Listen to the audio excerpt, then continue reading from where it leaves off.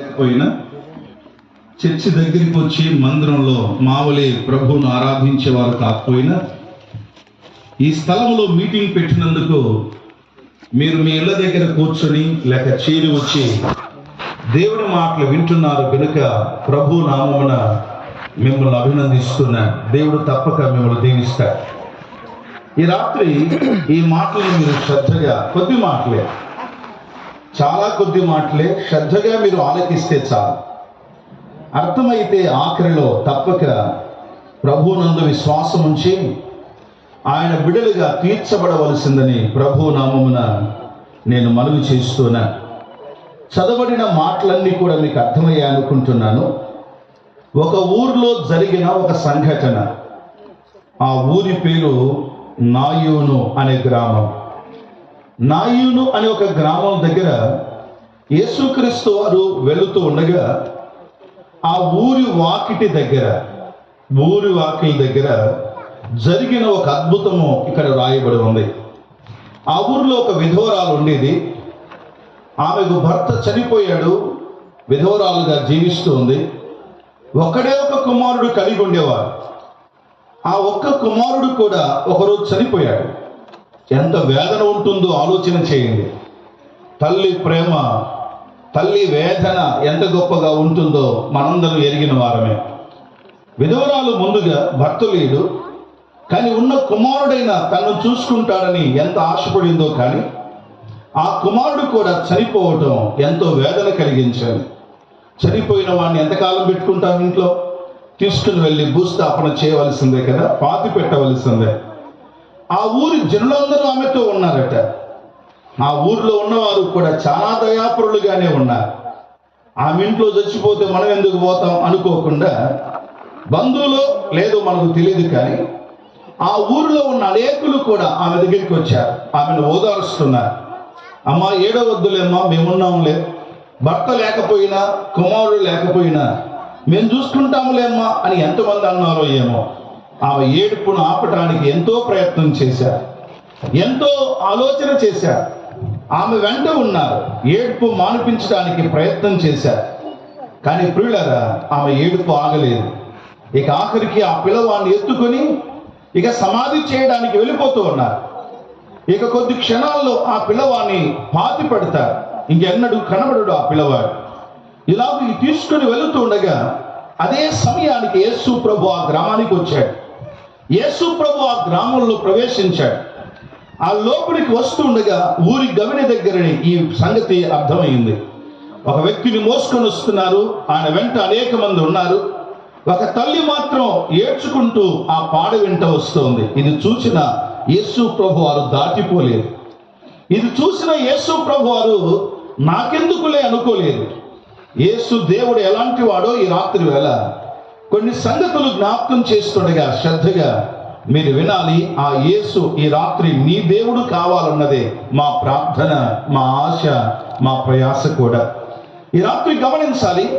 ఎప్పుడైతే ఆ పరిస్థితుల్లో యేసుక్రీస్తు వారు ఆమెను చూశాడో, ఆ పాడును ఆ తర్వాత మోయుచున్నవారు ప్రజలందరూ కూడా వెంట ఉండడం చూశాడో, ప్రభు వారికి ఆలస్యం చేయకుండా వెంటనే పాడె దగ్గరికి వెళ్ళాడు. భయపడలా, పాడెకు భయపడలేదు.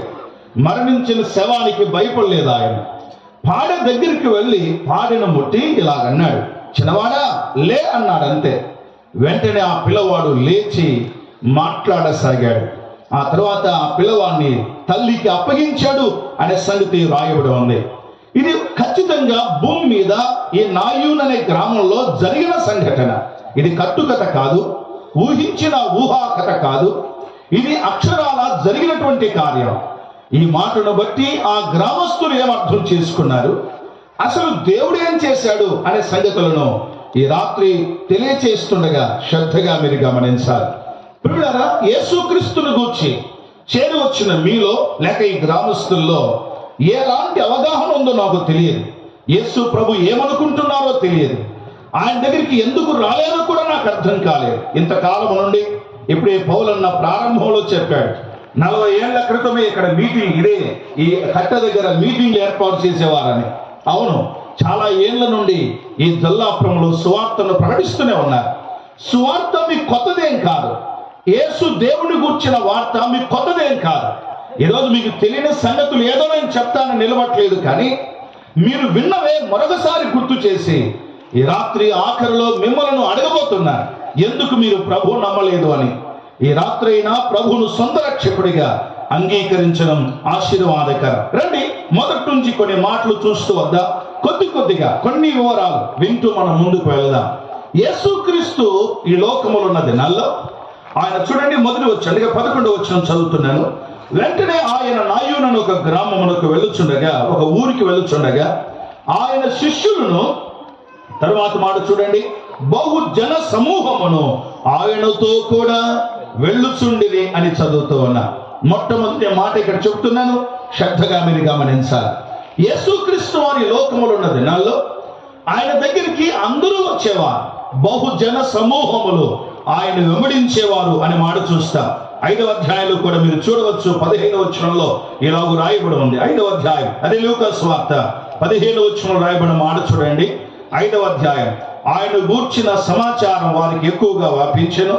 బహుజన సమూహములు ఆయన మాట వినుటకు తమ రోగములను కుదుర్చుకొనుటకు కూడి వచ్చుచుండిరి అని రాయబడి ఉంది. విన్నారా? యేసుక్రీస్తు దగ్గరికి ఎవరు రావచ్చు అంటే కేవలం కొద్ది మందే కాదు, ఫలానా వారే కాదు. ఆయన దగ్గరికి బహుజన సమూహములు వచ్చేవారు. ఈ రాత్రి వేళ ఊర్లో నుండి వింటున్న వారులారా, ఈ దరిదాపుల్లో నుండి వింటున్న మా స్నేహితులారా, ఈ రాత్రి మొదటి మాట మీరు గమనించాలి. యేసు అందరి వాడు గనుక ఆయన దగ్గరికి అందరూ వచ్చారు. ఇది గమనించాలి. యేసుక్రీస్తు వారు ఒక కులానికో, ఒక మతానికో, ఒక జాతికో చెందిన వాడై ఉండింటే ఈ రోజు ఇక్కడ సభ జరగాల్సిన అక్కరలేదు. ఆయన ఎవరికి చెందినవాడో వారి దగ్గరే మీటింగ్ పెట్టేవారు. కొన్నిసార్లు కొన్ని గ్రామాలకు వెళ్తే స్వార్థ చెప్పడానికి, యేసు దేవుడు నమ్మండి అని వీధుల్లో, ఇంతవరకు ఈరోజు తిరిగినట్టుగా వీధుల్లో తిరగడానికి వెళితే కొందరు ఏమంటారు తెలుసా, మీ వాళ్ళు ఆడ ఉన్నారు పోర్రి అంటారన్నమాట. మీ వాళ్ళు అక్కడ ఉన్నారు, ఆ లాస్ట్ లో ఉన్నారు, అక్కడికి వెళ్ళండి అంటారు. ఎందుకు వారు అలాగంటారంటే వారి మనసులో ఏమిటి, ఈ యేసు దేవుడు వారి దేవుడే కదా అని అనుకుంటారు. పిల్లరా, మొదటి మాట గమనించాలి. ఆయన అందరి వాడు, బహుజన సమూహములు ఆయనకు వచ్చారు అనే మాట చదువుతున్నా.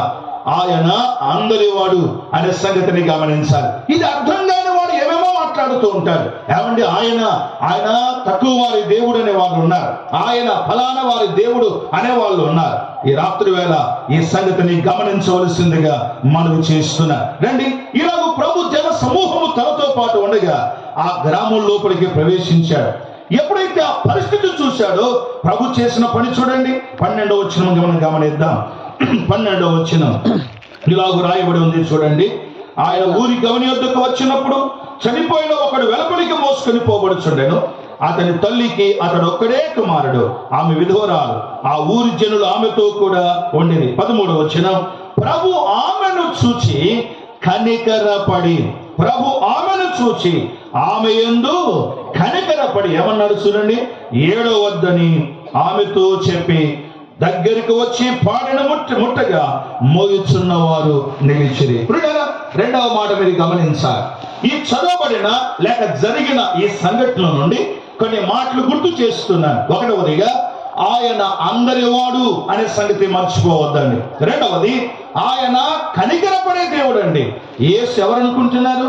కనికరము చూపించేవాడు, దాటిపోయే దేవుడు కాదు. కష్టాల్లో ఉన్నవారు, ఇబ్బందులు ఉన్నవారు, వ్యాధుల్లో ఉన్నవారు, ఇబ్బందులు రకరకాల పరిస్థితుల్లో ఉన్నవారిని చూచి దాటిపోయిన దేవుడు కాదు. ఈ భాగంలో ఎప్పుడైతే ఆ పరిస్థితి చూశాడో, ఆ విధవరాలు ఏడవడం, ఆమె పాద వెంట వెళ్ళడం, ఇది చూసిన తర్వాత ప్రభు వారు కనికరపడ్డాడు అనే మాట మనం గమనిస్తున్నాం. ఈ రాత్రి యేసు దేవుడు ఎవరనుకుంటున్నారు అంటే ఆయన అందరి వాడు మాత్రమే కాదు, ఆయన అందరినీ కనికరించేవాడు కూడా. ఈ రాత్రి నువ్వెవరో నాకు తెలియదు, నీ పరిస్థితి ఏంటో నాకు తెలియదు, నీ ఊరళ్ళు నిన్ను ఏమంటున్నారో నాకు తెలియదు. నీ పాప జీవితాన్ని బట్టి, నీ ఆర్థిక స్థితిని బట్టి, నీ ఆరోగ్య పరిస్థితిని బట్టి ఒకవేళ అందరూ కూడా నిన్ను చీ అంటున్నారేమో, దూరం చేస్తున్నారేమో, కానీ ఈ రాత్రి శుభవర్తమానం ఏంటో తెలుసా, నిన్ను కనికరించే దేవుడు ఉన్నాడు. దైవ గ్రంథంలో ఆయన కనికరించి చేసిన పనులు చాలా ఉన్నాయి. రెండు మాటలు అలా గుర్తు చేస్తాను. రండి, మత్తయి సువార్త 14వ అధ్యాయం 14వ వచనంలో ఆయన కనికరపడి రోగాలను బాగు చేశాడు ప్రియులారా. రోగగ్రస్తులు ఆయన దగ్గరికి వచ్చారు, ఇబ్బందుల్లో ఉన్న వారు ఆయన దగ్గరికి వచ్చారు. మత్తయి సువార్త 14:14 చూస్తున్నాం. ఆయన కనికరపడి రోగములను బాగు చేసిన వాడు. ఆయన దగ్గరికి వచ్చి ఒట్టి చేతులతో వెళ్ళిపోయిన వారు ఎవరు లేరు. ఏమండి, ఈరోజు డాక్టర్ దగ్గరికి వెళ్ళాం, కానీ చాలా ఎక్కువ మంది ఉన్నందువలన ఈరోజు చూపించుకోలేకపోయా, రేపు పోవాలి అంటామేమో డాక్టర్ దగ్గరికి. కానీ యేసుక్రీస్తు దగ్గర ఈ లోకములో ఉన్నది నల్లు. ఆయన దగ్గరికి వచ్చి ఎవరు కూడా ఈ రోజు యేసయ్య ద్వారా నేను స్వస్థపరచబడలేకపోయాను అన్నవారు ఎవరు లేరు ప్రియులారా. ఆయన కనికరపడి రోగములను బాగు చేసిన వాడు. రెండవ మాట చూడండి, ఆయన కనికరపడి మత్తయి సువార్త 15:32 మరొక మాట కనబడుతుంది. ఆయన కనికరపడి మరొక పని కూడా చేశాడు. మనుషులకు వారికి ఆహారాన్ని అందించాడు.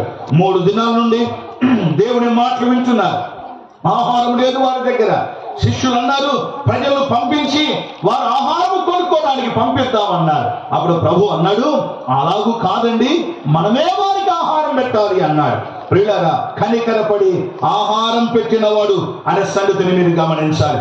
మూడో మాట మత్తయి సువార్త 18 ఆయన కనికరపడి చేసిన మరొక సంగతిని కూడా లేఖనం మనకు తెలియజేస్తుంది. 18:27 రాయబడిన మాట, ఆయన కనికరపడి క్షమించిన వాడు. ప్రియులారా, ఆయన కనికరం ఎంత గొప్పదో లేఖనాలు స్పష్టంగా మనకు తెలియజేస్తున్నాయి. ఆయన కనికరపడి క్షమించిన వాడు కూడా. ఈ రాత్రి వేళ ప్రియులారా, ఇట్టి దేవుడు నీ యందు కూడా కనికరపడుతున్నాడు. ఈ రాత్రి చేరవచ్చిన మీలో చాలా మంది ప్రభు నమ్మిన వారు ఉన్నారు, రక్షణ పొందిన వారు ఉన్నారు. అయితే ఇంకా రక్షణ పొందని వారు కూడా ఇక్కడ ఉన్నారు. ఈ రాత్రి మీకు జ్ఞాపకం చేస్తున్న మాట ఏంటంటే, ఆయన కనికరపడి ఆయన క్షమించగలిగిన వాడు. ప్రియులారా, ఈ రాత్రి వేళ నీ పాపాలు ఎన్ని ఉన్నా, నీ పరిస్థితి ఎలాగున్నా, ఈ భూలోకంలో ఎవరు నిన్ను క్షమించేవారు లేకపోయినా ఆయన తప్పక క్షమించేవాడు అనే సంగతిని ఈ రాత్రి మరిచిపోవద్దని మనం చేస్తున్నాం. ఒక పాపి ప్రభు దగ్గరికి వస్తే ఆయన చేసే పని ఏంటో తెలుసా? పాపిని క్షమించగలిగిన వాడు. బైబిల్ ఏం చెప్తుంది?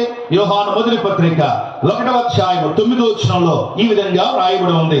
యోహాను మొదటి పత్రిక 1:9 ఈ విధంగా రాయబడి ఉంది, మన పాపములను మనం ఒప్పుకొనిన ఎడల ఆయన నమ్మదగిన వాడును నీతిమంతుడును కనుక ఆయన మన పాపములు క్షమించి సమస్త దుర్నీతి నుండి మనలను పవిత్రులనుగా చేయునని రాయబడి ఉంది.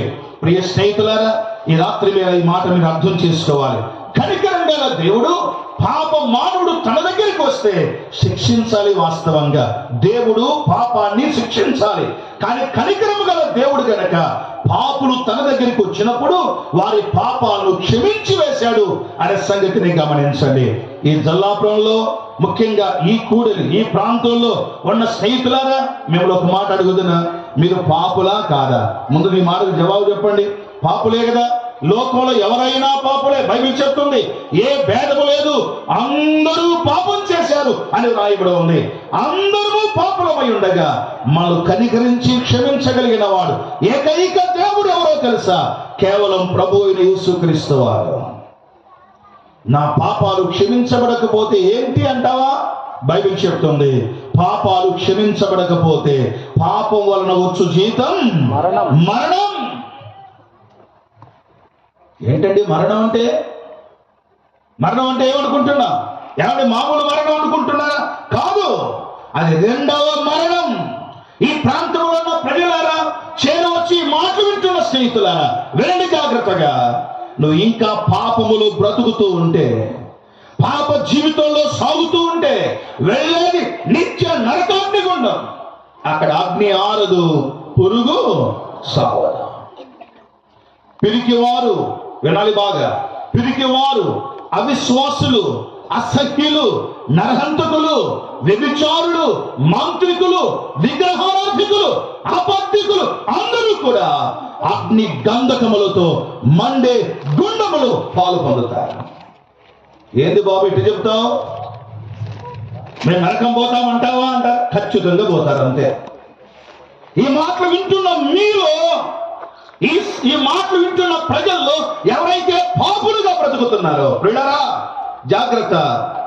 ప్రభు నామమున ఆయన సేవకుని దేవునిగా లేఖనాన్ని పట్టుకొని హెచ్చరిస్తున్నాను, మీరు వెళ్ళేది నిత్య నరకాగ్ని గుండం.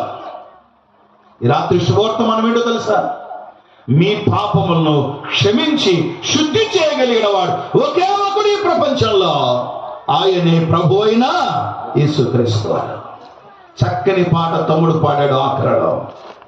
నేనెక్కడ ఉన్నా నీ శిలువ నాకు జ్ఞాపకం వస్తుందయ్యా. అవును, ఆ శిలువ వేదన యేసుక్రీస్తు వారు ఈ లోకములో భరించడానికి కారణం ఏదో తెలుసా? రండి, యెషయా గ్రంథంలో ఒక మాట జ్ఞాపకం చేస్తాను. పాట చక్కగా పాడబడింది, అయితే ఆ పాటలో ఉన్న పరమార్థాన్ని లేఖన వెలుగులో జ్ఞాపకం చేస్తాను. యెషయా గ్రంథం 53వ అధ్యాయం. మనం పాపం చేసిన వాళ్ళం, పాపములో బ్రతుకుతున్న వాళ్ళం, పాపములో జీవిస్తున్న వాళ్ళం. అయితే కనికరము గల దేవుడు ఏం చేశాడో తెలుసా? 53వ అధ్యాయము చదువుతున్నాను, గమనించండి. 5వ వచనము 4వ వచనము నుండి కూడా, లేక 5వ వచనము నుండి. మన అతిక్రమ క్రియలను బట్టి అతడు గాయపరచబడెను. అతడనగా యేసు దేవుడు కనికరము గల దేవుడు. ఆయన అతిక్రమం చేయకపోయినా, పాపము చేయకపోయినా, పాపాత్ముల కొరకై గాయపరచబడినవాడు. మన దోషమును బట్టి అతడు నలగొట్టబడెను. మన సమాధానార్థమైన శిక్ష అతని మీద పడెను. అతడు పొందిన దెబ్బల చేత మనకు స్వస్థత కలుగుచున్నది. మనమందరము గొర్రెల వలె త్రోవ తప్పిపోతిమి, మనలో ప్రతి వాడును తనకిష్టమైన త్రోవకు తొలగెను. యెహోవా మనందరి దోషమును అతని మీద మోపెను. 10వ వచనం చదువుతున్నాను. అతని నలగొట్టుటకు యెహోవాకు ఇష్టమాయెను, ఆయన అతనికి వ్యాధి కలగజేసెను. ఆయన తన్ను తాను అపరాధ పరిహారార్థం బలి చేయగా అతని సంతానము చూచును. వినండి, ఈ వేదనకరమైన శిలువ. విన్నారా అన్నా? వింటున్నారా? కలవరి శిలువలో యేసు దేవుడు తన చేతుల్లో మేకులు కొట్టబడ్డాయి. ఆయన తలలో ముళ్ళ కిరీటం పెట్టబడింది. మౌనంగా వాటన్నిటిని భరించాడయ్యా యేసు దేవుడు. సామాన్యమైన శిక్ష కాదు అది. ఆ శిలువలో ఆయన కొట్టబడక ముందే ఆయన వీపు నాగుడి సాలవలే దున్నబడింది. ప్రియులారా, ఎందుకోసం అనుకుంటున్నారు ఆ శిలువ యాగం? ఆ శిలువలో యేసు దేవుడు ఎందుకు బలైపోయాడు? బుద్ధిహీనులు, విషయాన్ని అర్థం చేసుకోలేని వారు, జ్ఞానహీనులు ఇలాగంటున్నారు ఈ దినాల్లో. ఏమంటే యేసయ్యంట 3 మేకులు పెరక్కోలేడండి ఆయన వాళ్ళకు దేవుడు అంటున్నారు బుద్ధిహీనులు. అర్థమైతే కదా? యేసు దేవుడు 3 మేకులు తీసేసుకోలేని చేతగానే వాడు కాదు. ఆయన 3 కాదు 35 తీసేస్తారు ఆయన. కానీ ఆయన భరించింది, ఆయన శిక్షను అనుభవించింది పాప మానవుల కోసమై. ఈ రాత్రి వేళ దూరం నుండి వింటున్న స్నేహితులారా, దరిదాపు నుండి వింటున్న స్నేహితులారా, ఈ రాత్రి మీరు గమనించాల్సిన మాట ఏమిటంటే, యేసు దేవుని యొక్క శిలువ కార్యం కేవలం పాపులమైన మన కోసం ఆయన భరించాడు. ఆయన ఏ తప్పు చేయలేదు, ఆయనలో ఏ దోషము లేదు, ఆయన పాపము లేనివాడు, పాపము చేయనివాడు, పాపము ఎరగనివాడు. ఆయన ఈ ప్రపంచ చరిత్రలో పరిశుద్ధుడైన దేవుడు ఆయన తప్ప మరొకరు ఎవరు లేరు. పరిశుద్ధుడైన వాడు యేసు దేవుడు ఒక్కడే. ఈ రాత్రి వేళ ఎందుకింత ఖచ్చితంగా చెప్తున్నానో తెలుసా? ఆయన గూర్చిన సాక్ష్యం ఆయన రాకముందే చెప్పబడింది పరిశుద్ధుడు అని. ఆయన గూర్చిన సాక్ష్యం ఆయన వచ్చిన తర్వాత చెప్పబడింది. ఆయన జీవిస్తున్న కాలంలో చెప్పబడింది. ఆయన లాంటి పరిశుద్ధ దేవుడు ఈ ప్రపంచంలో మరొకరు ఎవరు లేరు. తమ్ముడు, అమ్మ, బాబు, అయ్యా, వింటున్నారా? పాపంలో ఎంతకాలం జీవిస్తారు? పాపములో ఎంతకాలం ఆనందిస్తారు? మీకు దరిదాపుల్లో సువార్త ప్రకటించబడుతుంది. అనేక సార్లు దేవుని సేవకులు చెబుతూనే ఉన్నారు, అయ్యా పాపములు బతకొద్దు, పాపంలో జీవించొద్దు, పాపం నుండి బయటికి రండి, పాపం నుండి పట్టుకొని పాతాళం తీసుకువెళుతుంది, రండి బిడ్డ బయటికని ఎన్నిసార్లు చెప్పలేదు మీకు? ఎన్నిసార్లు ప్రకటించలేదు? ఎన్నిసార్లు బ్రతిమలాడలేదు? ఎన్నిసార్లు వీధుల్లో మీరే దగ్గరకు వచ్చి కరపత్రికలు ఇవ్వలేదు? ఈ రాత్రి మరొక అవకాశం దేవుడు ఇస్తున్నాడు. ఆ కలువరి శిలువ యాగం నీ కోసం, నా కోసం. మన శిక్షను ఆయన కలవరసలో భరించాడు. ఆయనే చెప్పాడు. చదువుదామా మత్తయి సువార్త 20వ అధ్యాయము 28వ వచనంలో ఏమన్నాడు చూడండి. మత్తయి సువార్త 20వ అధ్యాయము 28వ వచనం ఇలాగ రాయబడి ఉంది. మనుష్య కుమారుడు పరిచర్య చేయించుకొనుటకు రాలేదు గాని పరిచారము చేయుటకును అనేకులకు ప్రతిగా విమోచన క్రయధనముగా తన ప్రాణమిచ్చుటకు వచ్చెను అని ఆయనే చెప్పాడు. ఓ బిడ్డ, నేను వచ్చింది ఎందుకోసమో తెలుసా? ఈ భూలోకంలో ఏదో 4 దినాలు బతికిపోదామని రాలేదు నాయన. నేను ఒక మతాన్ని స్థాపించడానికి రాలేదు బిడ్డ. నీ లోకానికి వచ్చింది నాకంటూ ఒక గుంపును ఏర్పాటు చేసుకోవడం రాలేదు బిడ్డ. నేను వచ్చింది పాపులైన మీకోసం చచ్చిపోవడానికి వచ్చాను బిడ్డ అన్నాడు ఆయన. ఇది ఆయన నోటి మాట, ఆయన ఉన్నప్పుడు చెప్పిన మాట, ఆయన చనిపోక ముందు చెప్పిన మాట. మనుష్య కుమారుడు పరిచర్య చేయించుకుంటకు రాలేరయ్యా, పరిచారము చేయడానికే వచ్చాడు ఆయన. అనేకులకు ప్రతిగా విమోచన క్రయధనముగా ప్రాణం పెట్టడానికి వచ్చిన వాడు ఆయన. అదే కార్యాన్ని కలువరి సెలవులు ఆయన చేసేసాడు. పెట్టారా? ఎంత ప్రేమామయుడు, ఎంత దయామయుడు. ఉన్నారా ఎవరైనా ఇలాంటి వారు? ఇలాగ కనికరము చూపించేవారు ఎవరైనా ఉన్నారా? ఈ ప్రపంచ చరిత్రలో ఒక పాపిని చూస్తే చీ అనేవాళ్ళు ఉన్నారు. మరికొంతమంది అంటారండి ఇలాగునా దుష్ట శిక్షణ అంటారు. దుష్టుని శిక్షించాలి అనే వాళ్ళే ఉన్నారు తప్ప రక్షించాలనే వాడు ఎవరున్నారు ఈ ప్రపంచంలో? యేసు దేవుడు తప్ప దుష్టులను రక్షిస్తాను అని చెప్పిన వాడు ఎవరు లేరు ఈ ప్రపంచంలో. చదవండి, వేదాలు చదవండి, గ్రంథాలు చదవండి, చరిత్రలు చదవండి, పెద్ద పెద్దవారు మాట్లాడిన మాటలు చదవండి. ఎక్కడ ఎవరు పలకలేదు ఈ మాట. ఏ మాట? పాపులను లేక దుష్టులను రక్షిస్తాను అని చెప్పిన వాడు యేసు దేవుడు తప్ప ఇంకెవరు లేరు. అయ్యా అమ్మ, ఈ రాత్రి వేళ ఈ దేవుడు నీ దేవుడు అయ్యాడా? మా దేవుడు అయ్యాడు. ఒకప్పుడు నేను పాపిని, పాపంలో బతికేవాడిని, కానీ ప్రభు నన్ను రక్షించాడు. ఈ రాత్రి వేళ ఆ రక్షణ నీ సొంతం కావాలి అంటే ఈ రాత్రి ప్రభు పాదాల దగ్గర ఒప్పుకోవాలి నీ పాపాలను. ఓ యేసయ్యా, నేను పాపినయ్యా, నా పాపాలు క్షమించండి ప్రభు. నీ బిడ్డగా చేసుకో ప్రభువా, నీ బిడ్డగా నన్ను చేసుకోనాయన. నా పాపముల కొరకై ఆ కల్వరిలో చనిపోయావు దేవా, నేను నమ్ముతున్నాను. పాపిని నన్ను క్షమించండి, నీ బిడ్డగా చేసుకోండి అని ఈ చిన్న ప్రార్థన చేస్తే చాలన్నా. అమ్మ, అర్థమవుతుందా? బాబు, అర్థమవుతుందా? ఈ చిన్న ప్రార్థన చేస్తే చాలు. కనికరము గల దేవుడు, నువ్వు ఎంత దుర్మార్గుడవైనా, ఎంత పాపివైనా, ఎంత వ్యభిచారివైనా, ఎంత దుర్మార్గమైన పనులు చేస్తున్నా ఈ రాత్రి వేళ నిన్ను రక్షించడానికి ఆయన సిద్ధంగా ఉన్నాడు. ఎందుకో తెలుసా? ఆయన కనికరము కలిగిన దేవుడు అండి. రండి కొంచెం ముందుకు వెళ్ళి మరొక మాట జ్ఞాపకం చేసి ముగిస్తాను. అలాగున కనికర పడ్డాడు, పాడెను ముట్టాడు, చనిపోయిన పిల్లవాడిని తిరిగి లేపాడు, అమ్మకు అప్పగించి వేశాడు, తల్లికి అప్పగించి వేశాడు.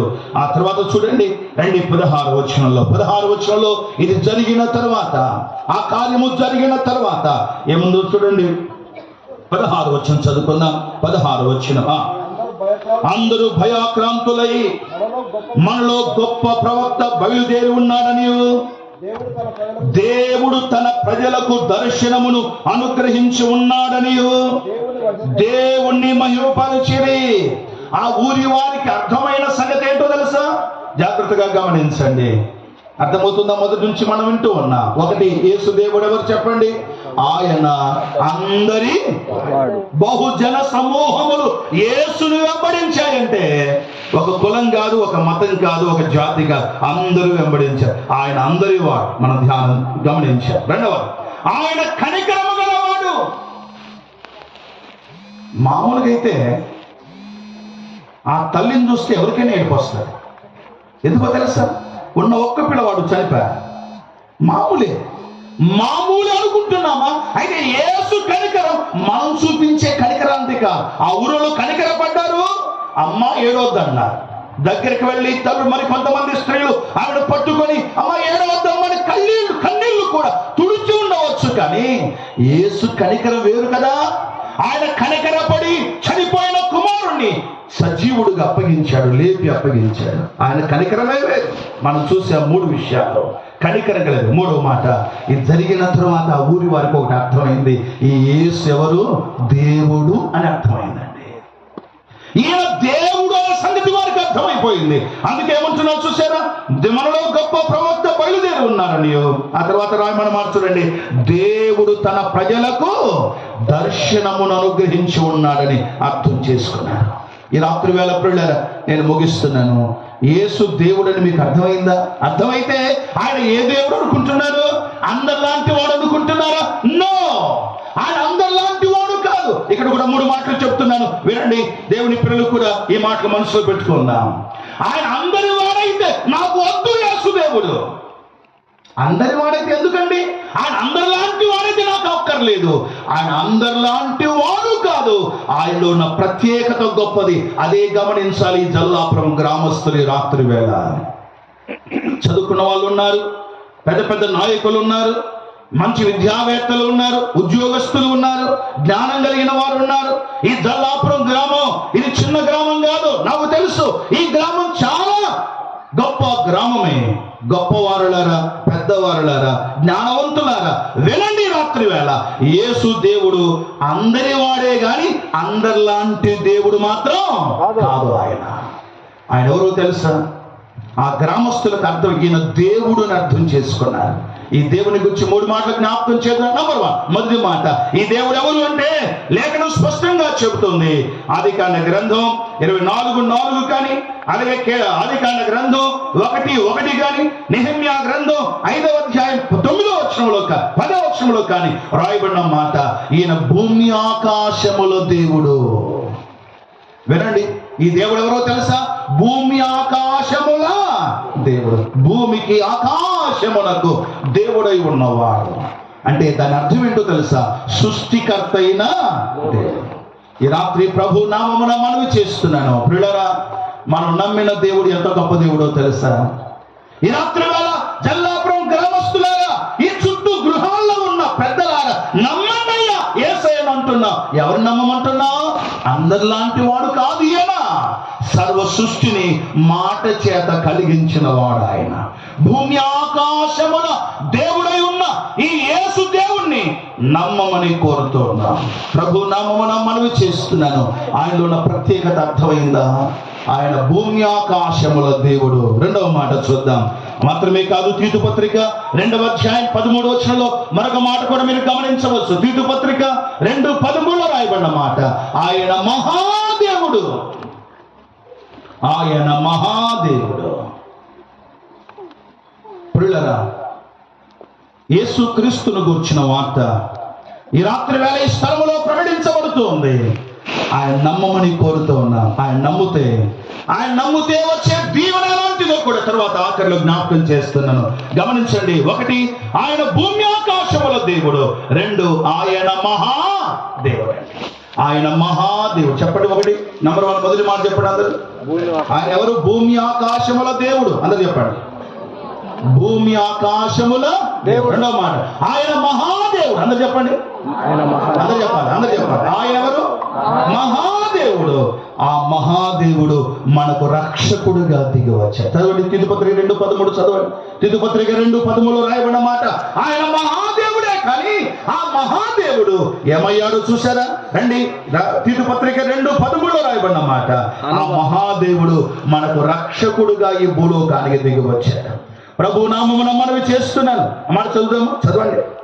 మహాదేవుడును మన రక్షకుడైన యేసుక్రీస్తు అని ప్రస్తావించబడింది. ప్రియులారా, ఆయన మహాదేవుడు మన రక్షకుడిగా దిగి వచ్చాడు. ఈ రాత్రి వేళ ప్రభు నామమున మనవి చేస్తున్నాను. ఆ ఊరి వారికి అర్థమైన మాట ఏంటో తెలుసా? ఈ పిల్లవాడిని లేపిన వాడు, సజీవుడిగా మరణించిన ఈ పిల్లవాడిని లేపిన ఈయన సామాన్యుడు కాదు, ఆయన మహాదేవుడు. 3వ మాట జ్ఞాపకం చేస్తాను. సమూయేలు మొదటి గ్రంథం 2:2 వచనం, సమూయేలు మొదటి గ్రంథం 2వ అధ్యాయం 2వ వచనం, సామెతల గ్రంథం 30వ అధ్యాయం 3వ వచనంలో మరొక మాట మనం చదువుతాం. ఆయన పరిశుద్ధ దేవుడు అనే మాట కనబడతా ఉంది. ప్రియ దేవుని ప్రియులారా, ప్రభు నామమున మనవి చేస్తున్నాను. ఆయన ఎవరో తెలుసా? 1 భూమి ఆకాశముల దేవుడు, 2 మహాదేవుడు, 3వ మాట ఆయన పరిశుద్ధ దేవుడు. ఆల్రెడీ ఈ మాట నేను చాలా వరకు జ్ఞాపకం చేశాను, ముగిస్తున్నాను. ఈయన లాంటి పరిశుద్ధుడు మరొకడు లేడు. ఒక రోగి ఎవరి దగ్గరికి వెళ్ళాలి? బాగా కావాలంటే ఎవరి దగ్గరికి వెళ్ళాలి చెప్పాలి? మీ ఊళ్ళో కూడా అంతే చేస్తారా? మా ఊర్లో అంతే చేస్తారు. రోగం వచ్చిన వాడు బాగా కావాలంటే ఎవరి దగ్గరికి వెళ్ళాలి? డాక్టర్ దగ్గరికి వెళ్ళాలి. ఒక సెల్ ఫోన్ చెడిపోతే ఎవరి దగ్గరికి వెళ్ళాలి? సెల్ ఫోన్ రిపేర్ చేసే వాళ్ళ దగ్గరికే వెళ్ళాలి. ఒక చెప్పు తెగిపోతే చెప్పు కుట్టే వ్యక్తి దగ్గరికే వెళ్ళాలి. ఒక మైకు పాడైపోతే మైకు రిపేర్ చేసే వ్యక్తి దగ్గరికే వెళ్ళాలి. మైకు పాడైపోతే మనం ఒకవేళ కదండి సెల్ ఫోన్ ఆయన దగ్గరికి వెళ్ళి మైక్ రెడీ చేశారంటే వాడు మీకు బుద్ధి ఉందా, ఇదేం సెల్ ఫోన్ షాప్ కదా అంటాడు. వాడు ఖాయమే. ఒక పాపి బాగు కావాలంటే ఇంకో పాపి దగ్గరికి పోతే ఎలా బాగవుతాడు? ఒక తాగుబోతు బాగు కావాలంటే ఇంకో తాగుబోతు దగ్గర రే నేను బాగు కావాలనుకుంటున్నారా, తాగుడు మానుకోవాలనుకుంటున్నారా అంటే వాడంటాడు ఈ ఒక్కరోజు ఇద్దరు కలిసి తాగుదాంపా అంటాడు వాడు. అంతే. ఒకడు బాగు కావాలంటే ఆ స్థితి లేని వ్యక్తి దగ్గరికి వెళ్ళాలి. పాపాత్ములమైన మనం మాటిమాటికి చెప్తున్నాను, మాటిమాటికి జ్ఞాపకం చేస్తున్నాను, పాపాత్ములమైన మనం బాగు కావాలంటే పాపము లేని దేవుని దగ్గరికి రావాలి. ఆయనే పరిశుద్ధ దేవుడు, ఆయనే ప్రభు అయిన యేసుక్రీస్తు. ఈ రాత్రి వేళ నమ్ముతారా? నమ్మరా? ఆయన కనికరపడి పాపల కొరకు ప్రాణం పెట్టాడు. ఆ మాత్రమే కాదు, ఆయన దగ్గరికి వచ్చి ఆయన ఎంత గొప్ప దేవుడు, ఎంత అసమానుడైన దేవుడు, అన్కంపేరబుల్ గాడ్ మనం చూస్తూ వచ్చాం. ఈ రాత్రి వేళ ఇట్టి దేవుణ్ణి నమ్ముతారా నమ్మరా? అదే అడుగుతున్నాను ఈ రాత్రి వేళ. ప్రభు నామమున మనవి చేస్తున్నాను, ఆయన నమ్మితే వచ్చే దీవెనలు చాలా దేవుని వాక్యం రాయబడ్డాయి. ఒక మాట చదివేసి ముగిస్తాను. కీర్తన గ్రంథం 62వ కీర్తన మొదటి వచనం ఇలా రాయి, నా ప్రాణము దేవుని నమ్ముకుని మౌనముగా ఉన్నది. 62వ కీర్తన మొదటి వచనం చదవబడుతుంది, నా ప్రాణము దేవుని నమ్ముకొని మౌనంగా ఉన్నది, ఆయన వలన నాకు రక్షణ కలుగును. మరోసారి జ్ఞాపకం చేస్తున్నాను. 62వ కీర్తన మొదటి వచనం, నా ప్రాణము దేవుని నమ్ముకొని మౌనంగా ఉంది, ఆయన వలన నాకు రక్షణ కలుగును.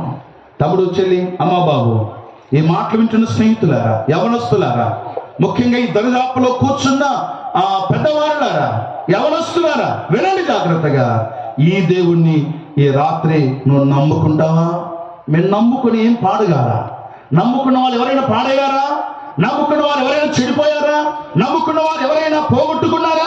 నమ్ముకున్న వారు ఎవరైనా వీధి పాలైపోయారా? లేదే. మీరు చూస్తూనే ఉన్నారు నమ్ముకున్న వారిని. ఇప్పుడు ప్రభు నామమున ఈ బజార్లో నేను ఒక ఖచ్చితమైన మాట చెప్తున్నాను, యేసును నమ్మి చెడిపోయిన వారు ఎవరు లేరు, యేసును నమ్మి బాగైన వాళ్ళే ఉన్నారు. ఈ రాత్రి వేళ నువ్వు నమ్ముకుంటే నీవు కూడా రక్షణ పొందుతావు, నీవు కూడా బాగవుతావు, పాపం విమోచించబడతావు. లేనిలా తమ్ముడు అయ్యా బాబు నిత్య నరకాగ్ని గుండంలో కావతావు. అక్కడ వెళ్ళిన వాడు సావనే చావు, యుగ యుగములో ఆరని అగ్ని తీరని బాధ. తల ఉంచండి, ప్రార్థన చేయాలి. అందరూ తల ఉంచండి, అందరూ కలవేయండి. ప్రభు సన్నిధిలో మనం ఉన్నాం. ప్రభు తన మహాకృప చేత మనల్ని ప్రేమించి ప్రేరేపించి ఈ స్థలాన్ని తీసుకొని వచ్చాడు. అందరూ తల ఉంచండి, అందరూ కలవేయండి. 5 minutesలో ముగిస్తాను. శ్రద్ధగా మీరు గమనించాలి.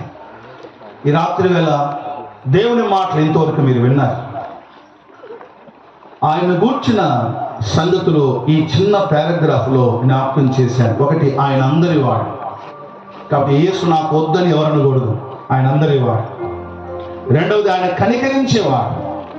ఆయన కనికరించి చేసే పనులు ఎలాంటివో చూశాం. ఎంత కనికరింగల దేవుడు. దుష్టులను పాపులను శిక్షించేవాడు కాదు ఆయన, పాపులను ఆయన ప్రేమించేవాడు, కనికరించేవాడు. ఈ రాత్రి ప్రభు నామమున మనవి చేస్తున్నాను, నీ పాపాలు ఒప్పుకుంటే క్షమిస్తాడు. కనికరముతో స్వస్థపరిచాడు, కనికరముతో ఆయన ఆహారం పెట్టాడు, కనికరముతో క్షమిస్తాడు కూడా. ఈ రాత్రి వేళ మీరున్న స్థలములోనే ఒక్కసారి మీ పాపాలు ప్రభు దగ్గర ఒప్పుకోగలరా? ఈ దేవుడు కనికరం గలవాడు మాత్రమే కాదు, ఈ దేవుడు అసమానుడైన దేవుడు. ఆయనకు సమ్మైన వారు ఎవరు లేరు. భూమి ఆకాశముల దేవుడు అని విన్నా, మహాదేవుడు అని విన్నా. మూడవది, ఆయన పరిశుద్ధ దేవుడు అని విన్నా. పరిశుద్ధుడై ఉండి కూడా పాపుల కొరకు ప్రాణం పెట్టినవాడు. అయ్యా తమ్ముడు, బాబు, అయ్యా దేవుణ్ణి నమ్ముతారా? నమ్మితే రక్షణ, నమ్మకపోతే శిక్ష. అంతే. యేసయ్య నమ్మితే రక్షణ దొరుకుతుంది, పాప క్షమాపణ దొరుకుతుంది, ఆ శ్రేష్టమైన పరలోకంలో చేర్చబడత. లేదండి నమ్మనండి, ఆ యేసు నాకు వద్దండి అంటావా? ఎవరు బలవంతం చేయరు. కానీ ఒకటి మాత్రం చెప్పిపోతాం మేము, అదేంటంటే నమ్మకపోతే శిక్ష ఉంది. పాపం వలన వచ్చు జీతం మరణం, శిక్ష భయంకరమైన రెండవ మరణం, అగ్ని గంధకములతో మండేయకుండా. ఈ రాత్రి ప్రభు నామమున మనవి చేస్తున్నా. తమ్ముడు, అన్న, అమ్మ, అయ్యా, దేవుని నమ్మండి, దేవుని నమ్మండి. ఆ శిలువ శ్రమ ఎంతో గొప్పది. నీ కోసం, నా కోసం ఆయన చనిపోయాడు కలువరి శ్రమ. పాప మార్గములు ఇక సాగకుండా ఈ రాత్రి వేళ ప్రభును సొంత రక్షకుడిగా అంగీకరిస్తే ధన్యుడు అవుతావు, ధన్యురాలు అవుతావు. ఆశ కలిగిన వారు మీ మనసులో ఇలాగ చెప్పండి: యేసుదేవా, నేను పాపిని, నా పాపములు క్షమించండి. ఆశ కలిగిన వారు ఇట్లా చెప్పండి. దేవుని నమ్ముకోవాలని ఆశ కలిగిన వారు ఇలా చెప్పండి ప్రభుతో: యేసుదేవా, నేను పాపిని, నా పాపములు క్షమించండి, నన్ను నీ బిడ్డగా చేసుకోండి, నా పాపములన్నిటినీ క్షమించి వేసి నన్ను కడిగి వేయండి. యేసు నామమున అడుగుచున్నానని చెప్పండి. చాలు. చిన్న పల్లవి పాడుతుండగా ఒక్కసారి మీ మనసులో ఒక తీర్మానంలోనికి రండి. నీకోసమే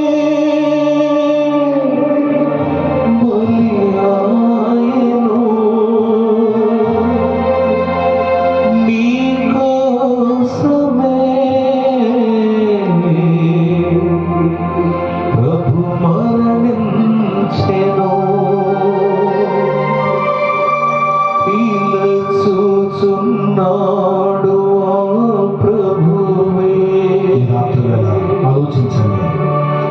ఇంకెంత కాలము దాగెదవు, జీవింతువో గతింతువో, రేపేమి జరుగునో నీకు తెలియునా?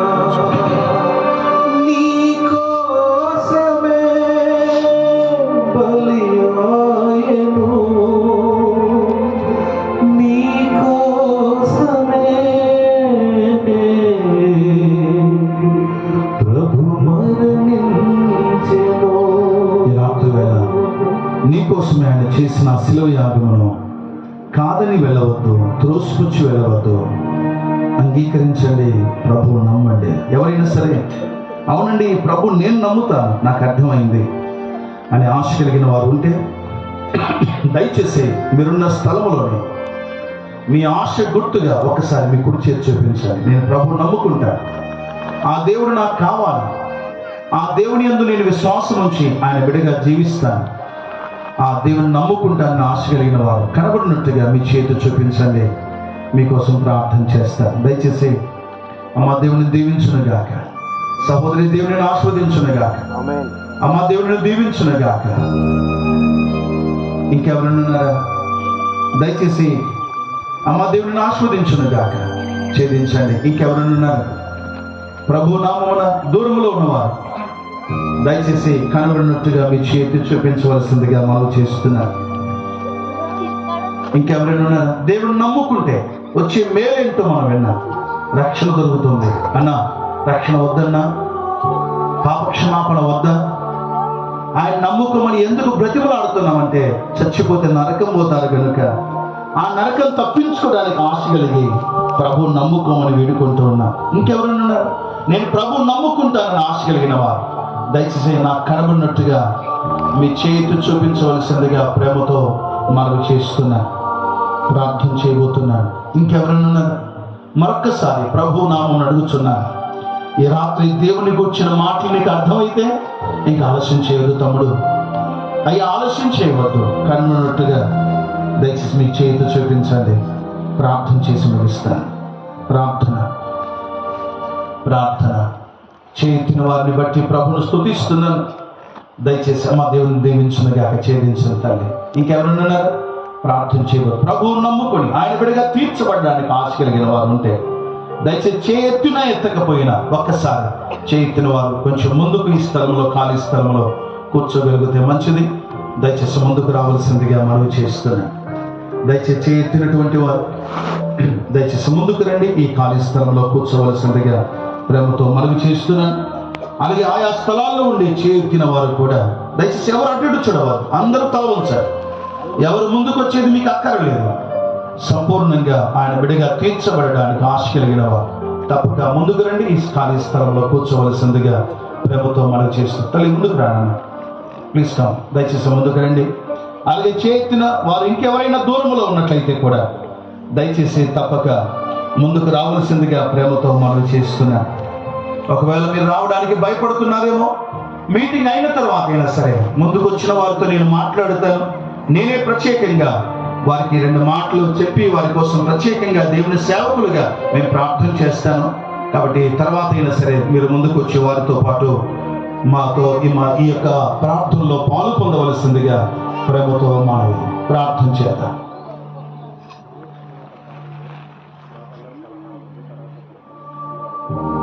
ప్రేమగల మా తండ్రి, మీకు స్తోత్రాలు. చెప్పండి మాటలు దీవించమని యేసు ప్రభు నామమున స్తోత్రించి అడుగుచున్నాము తండ్రి. ఆమేన్.